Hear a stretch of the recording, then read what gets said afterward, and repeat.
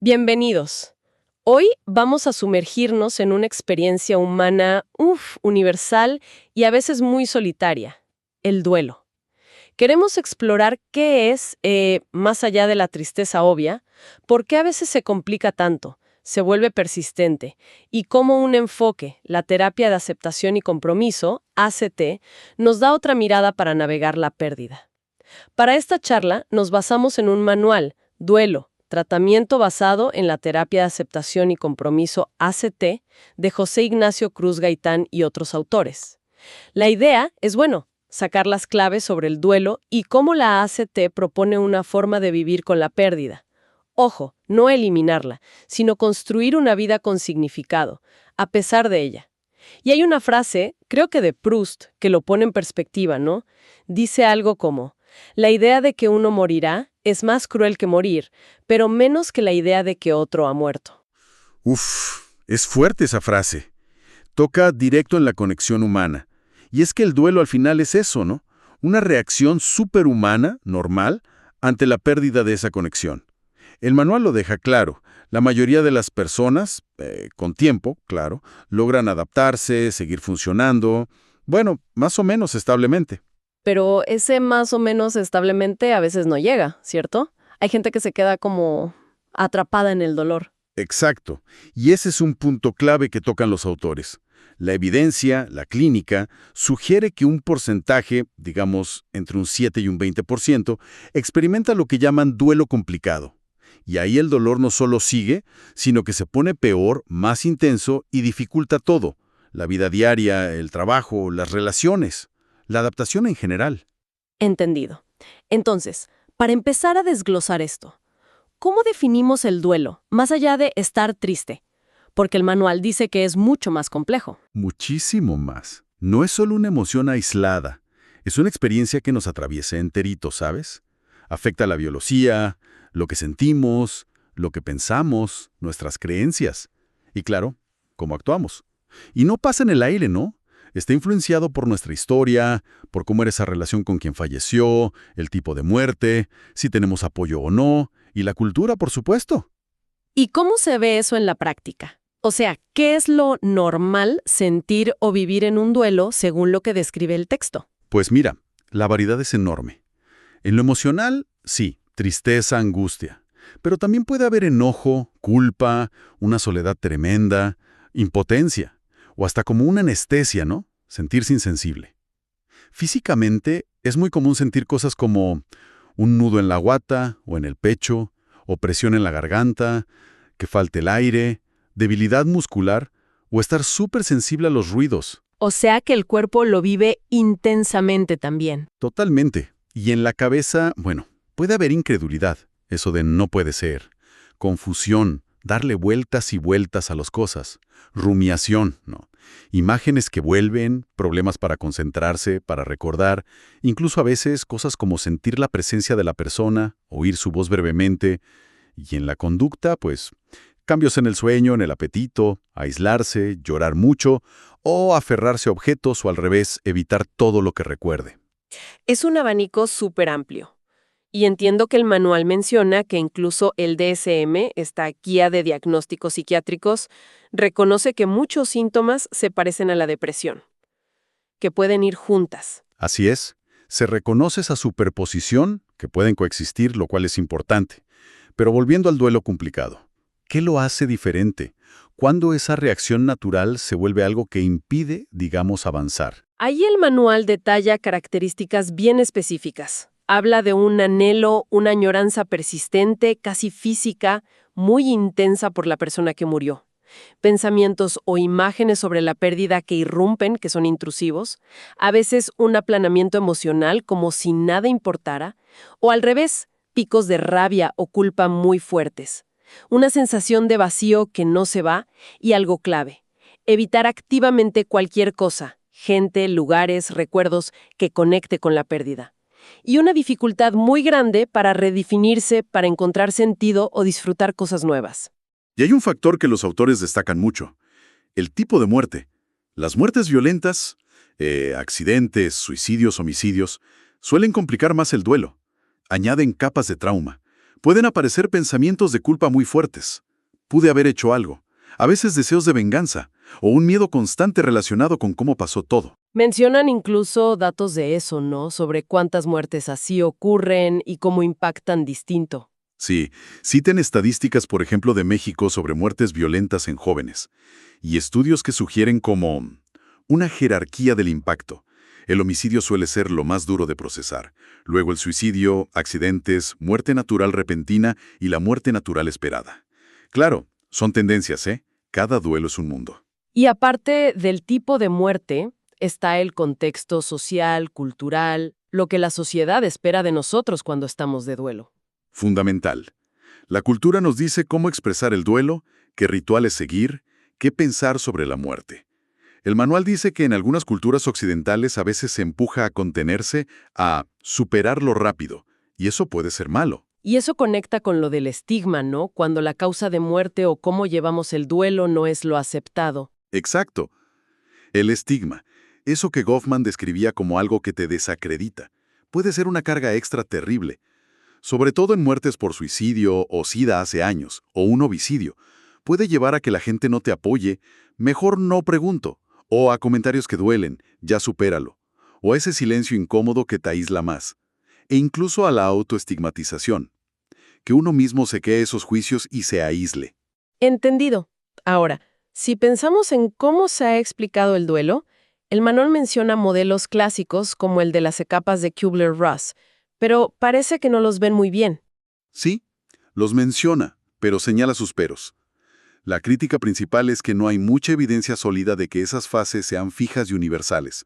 Pueden ser muy rígidas y generar expectativas como, ay, ¿por qué no estoy en aceptación todavía? Y se centran mucho en elaborar el dolor como si fuera lo único que hay que hacer. Entonces, ¿hay otros modelos que reflejen mejor la realidad del duelo? El manual destaca uno, el modelo de procesamiento dual, de Strobe y Schutt. Este es más dinámico y para muchos pega más con la realidad. Propone que en el duelo no estamos haciendo una sola cosa, sino que vamos y venimos, oscilamos, entre dos tipos de enfoques, digamos. ¿Y cuáles son esos dos enfoques? Por un lado, la orientación a la pérdida, que es todo lo que tiene que ver con conectar con el duelo mismo, sentir la ausencia, extrañar, recordar, llorar, pensar en cómo fue la muerte. Y por el otro lado, la orientación a la restauración, que es adaptarse a los cambios prácticos de la vida sin esa persona. Tomar nuevos roles, aprender cosas nuevas, buscar nuevas rutinas, quizás nuevas relaciones o actividades que den sentido. Y la clave es esa oscilación, ¿no? Ese ir y venir entre sentir la pena y reconstruir la vida. No es lineal, no es que acabas una y empiezas la otra. Exactamente. Es como un baile. Un día estás más conectada con el dolor, la nostalgia, y al otro más enfocada en resolver cosas prácticas o probar algo nuevo. Este modelo capta mejor el día a día de la mayoría. Vale, y aquí es donde, según el manual, se pone interesante la cosa. Dentro de esas dos orientaciones, pérdida y restauración, parece que la clave es si nos acercamos a la experiencia o si la evitamos. Esa es la distinción crucial que resaltan los autores. El acercamiento sería estar dispuesto a sentir lo que venga, tristeza, rabia, hasta alivio a veces, evaluar las cosas de forma realista, expresar lo que sientes, revisar tus metas, actuar para adaptarte. En cambio, la evitación sería intentar no sentir, callar los pensamientos, darle vueltas y vueltas al porqué sin llegar a nada, o desconectarte emocionalmente para no sufrir. Y la conexión que hacen es directa. Esa evitación es un factor central para que se desarrolle el duelo complicado. Es como si, al intentar no sentir el dolor, irónicamente nos quedáramos pegados en él. Precisamente. El manual introduce aquí el concepto de evitación experiencial, que es ese esfuerzo, a veces muy consciente, por controlar o quitar de en medio pensamientos, emociones, recuerdos, sensaciones internas que no nos gustan, y también las situaciones de afuera que creemos que las provocan. Es esa lucha interna constante de no quiero pensar en esto, no quiero sentirme así. ¿Sí? Y la paradoja, como muestran estudios que citan ahí, es que esa lucha suele tener el efecto contrario. Intentar activamente no pensar en algo o no sentir algo puede hacer que vuelva con más fuerza después. El famoso no pienses en un oso blanco. Tiene lógica. ¿Y por qué caemos tanto en esa trampa de evitar durante el duelo? ¿Qué nos lleva a pelearnos con nuestra propia experiencia? El manual da varias razones. Una es el miedo. Creer que si nos dejamos sentir el dolor a fondo, va a ser insoportable, nos va a destruir, nos vamos a volver locos. Otra puede ser un intento, a veces sin darnos cuenta, de mantener una conexión como artificial con quien murió. Seguir hablándole, no mover sus cosas, como si negar la ausencia la hiciera menos real. Mencionan también la rumiación, eso de darle vueltas y vueltas. ¿Eso también es evitación? Puede serlo, sí. Rumiar sobre las causas, los isis, a veces es para buscarle sentido, pero otras es una forma de no sentir la tristeza directa, o la culpa, o la rabia. O hasta por miedo a olvidar a la persona si dejamos de pensar en ella. Y por último, se evita hacer cosas que antes nos gustaban o eran importantes. Por culpa, por sentir que es una falta de respeto, o por pensar, ya nada será igual, nada me va a hacer sentir bien. ¿Y las consecuencias de vivir así, evitando todo el tiempo? Son enormes. Te saca de tus rutinas, afecta la salud física, sueño, comida, te desconecta de cosas que podrían darte consuelo o algo de alegría. Y lo más importante, bloquea que la pérdida se integre naturalmente a tu vida. Es como poner la vida en pausa, pero el dolor sigue ahí, latente. El manual usa una metáfora fuerte ahí, la del hombre en el agujero. Si estás en un hoyo y tu única herramienta es una pala, seguir cavando, o sea, seguir luchando, evitando, solo te hunde más. La salida es soltar la pala y probar otra cosa. Y esa otra cosa es donde entra la terapia de aceptación y compromiso, la ACT.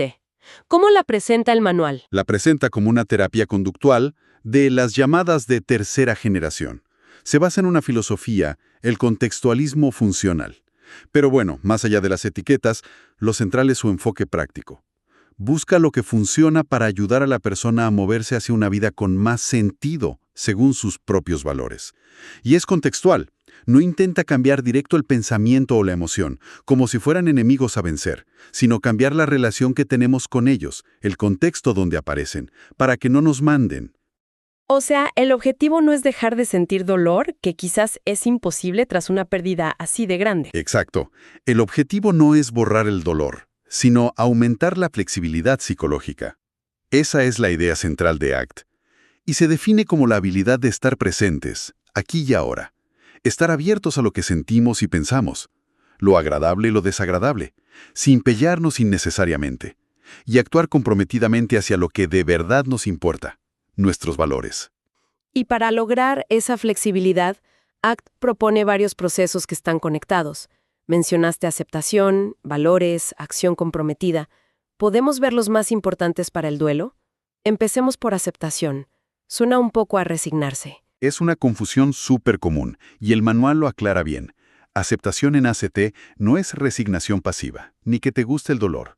Es una disposición activa a hacerle espacio a esas experiencias difíciles, pensamientos, emociones, sensaciones, cuando luchar contra ellas no sirve o nos aleja de lo importante.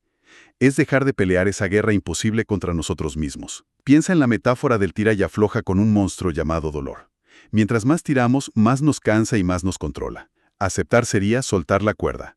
No porque el monstruo se vaya, sino para tener las manos y la energía libres para hacer otras cosas valiosas. Entendido. Soltar la cuerda de la lucha inútil. ¿Y qué onda con la defusión? ¿Qué es eso de desfusionarse de los pensamientos? Significa aprender a mirar nuestros pensamientos como lo que son, palabras, imágenes, historias que nuestra mente crea todo el tiempo. No son órdenes que hay que seguir al pie de la letra, ni son la verdad absoluta sobre nosotros o el mundo. Es como dar un pasito atrás y ver el pensamiento en lugar de ver el mundo a través de ese pensamiento. Por ejemplo, si piensas «nunca voy a superar esto», en vez de creértelo como un hecho fijo, la defusión te permite verlo como «ah, estoy teniendo el pensamiento «nunca voy a superar esto». Eso crea un espacio, te da más libertad para elegir qué hacer. Es como reconocer que la mente cuenta historias y no tenemos que comprarnos todas, sobre todo las más dolorosas o las que nos limitan. Exactamente. No buscamos eliminar el pensamiento, sino quitarle el poder de manejar nuestra vida. Y para eso, una herramienta clave que menciona el texto es el mindfulness, la conciencia plena. Prestar atención al presente con apertura, con curiosidad, sin juzgar. Nos ayuda a anclarnos aquí, en vez de quedarnos pegados rumiando el pasado o angustiados por el futuro. Vale, entonces tenemos aceptación, hacerle espacio al dolor, y defusión, no dejarnos llevar por los pensamientos. ¿Qué rol juegan los valores? Son el faro, la brújula. Los valores, según ACT, son cualidades de acción que elegimos. Lo que de verdad nos importa en el fondo, cómo queremos ser en distintas áreas de la vida. Relaciones, trabajo, cuidado personal, comunidad. No son metas concretas que se alcanzan y listo, como casarme, sino direcciones que siempre podemos seguir, como ser una pareja cariñosa o ser valiente ante las dificultades. Y en el duelo, ¿por qué es tan clave aclarar los valores? Porque la pérdida muchas veces nos descoloca, nos hace cuestionar el sentido de todo, reconectar con lo que valoramos, quizá la conexión con otros seres queridos, aportar algo más grande, cuidarnos, ser honestos con el propio dolor, nos da una dirección para seguir navegando aunque el mar esté revuelto. Y es crucial que sean valores personales, no impuestos por otros o para quedar bien. Y una vez que tenemos esa brújula, vienen las acciones, la acción comprometida. Exacto. Es poner los valores en práctica, dar pasos concretos, grandes o pequeños, en la dirección de eso que identificamos como importante. Y aquí está el meollo del asunto en ACT. Se trata de actuar incluso cuando aparecen pensamientos o sentimientos difíciles. No esperamos a sentirnos bien para empezar a vivir. Creamos patrones de conducta valiosos a pesar del dolor. Y supongo que no siempre son grandes hazañas, ¿verdad? Pueden ser cosas pequeñas. Para nada. Muchas veces son pasos chiquitos, pero constantes. Llamar a un amigo aunque no tengamos ganas, retomar un hobby que nos gustaba aunque sintamos que no va a ser igual, cuidar nuestra salud aunque la tristeza nos empuje a dejarnos estar. El foco está en el proceso, en la intención detrás de la acción, más que en el resultado inmediato. Una metáfora útil que a veces se usa es la del invitado grosero. Imagina que das una fiesta, tu vida valiosa, y llega un invitado pesado, el dolor, la tristeza. No tienes que echarlo a pelear, eso sería evasión, porque arruinarías la fiesta. Puedes reconocer que está ahí, hacerle un hueco sin darle toda tu atención y seguir atendiendo a los demás invitados y disfrutando tu fiesta. Eso es acción comprometida. Me gusta esa idea. El dolor puede estar, pero no tiene por qué ser el dueño de la fiesta ni dirigirla toda. Hay otro concepto que mencionaste antes, el yo como contexto. Suena un poco abstracto. Puede sonar así, sí, pero es una perspectiva muy útil. Se refiere a conectar con una parte de nosotros que es como el espacio donde ocurren todas nuestras experiencias, pensamientos, emociones, sensaciones, recuerdos. Es diferenciar entre el contenido, que cambia todo el tiempo, los muebles de la mente y el cuerpo, y el contenedor, que se mantiene estable. La metáfora del tablero de ajedrez lo ilustra bien. Somos el tablero, no las piezas, ni las blancas ni las negras, ni las buenas ni las malas experiencias. El tablero contiene todas las piezas, permite que se juegue la partida, pero no es las piezas, y sigue ahí intacto, pase lo que pase en el juego. ¿Y cómo ayuda eso en el duelo? Ayuda a darnos cuenta de que, aunque estemos pasando por un dolor gigante o tengamos pensamientos horribles, hay una parte nuestra, ese yo que observa, que no está dañado, que es más grande que cualquier experiencia pasajera. Fomenta la difusión, la resiliencia. Entiendo. Es como encontrar un lugar de calma, de perspectiva, desde donde mirar la tormenta sin que nos arrastre. Entonces, resumiendo el enfoque ACT para el duelo, según lo que sacamos del manual, no se trata de luchar contra el dolor para eliminarlo, sino de aprender a llevarlo con nosotros, aceptación, sin dejar que los pensamientos nos controlen, difusión, mientras caminamos paso a paso, acción comprometida, hacia lo que nos importa, valores, conectando con esa parte observadora y estable que somos, yo como contexto. Capturaste la esencia perfectamente. Es un cambio de enfoque radical, de intentar controlar lo incontrolable, el dolor de la pérdida, a controlar lo que sí podemos controlar, nuestras acciones basadas en valores. Entonces, ¿qué nos podríamos llevar de todo esto? Quizá la idea más potente es ese cambio en la pregunta clave. En lugar de ¿cómo hago para dejar de sentir este dolor?, la pregunta podría ser ¿cómo puedo construir una vida valiosa que merezca la pena incluso con este dolor aquí? Exacto. Y para una reflexión final, conectando con algo que el manual apenas toca al hablar de cómo el lenguaje forma nuestra experiencia, la teoría de los marcos relacionales. Si nuestras palabras internas conectan automáticamente pérdida con sufrimiento insoportable o vida arruinada, ¿qué pasaría si conscientemente empezamos a usar, o al menos a añadir, palabras que conecten pérdida también con amor que sigue, fortaleza encontrada, conexión profunda recordada, incluso sintiendo la tristeza? ¿Podría ese cambio sutil en cómo nos hablamos empezar a cambiar el contexto de nuestra experiencia? O más práctico, si el objetivo ya no es no sentir dolor, sino vivir valiosamente con el dolor, ¿qué acción chiquita, alineada con un valor importante, podríamos intentar hoy, permitiendo que la tristeza o la nostalgia nos acompañen si necesitan estar ahí? Preguntas importantes, sin duda, para seguir pensando. Agradecemos enormemente el tiempo dedicado a esta inmersión en un tema tan humano y, bueno, tan complejo.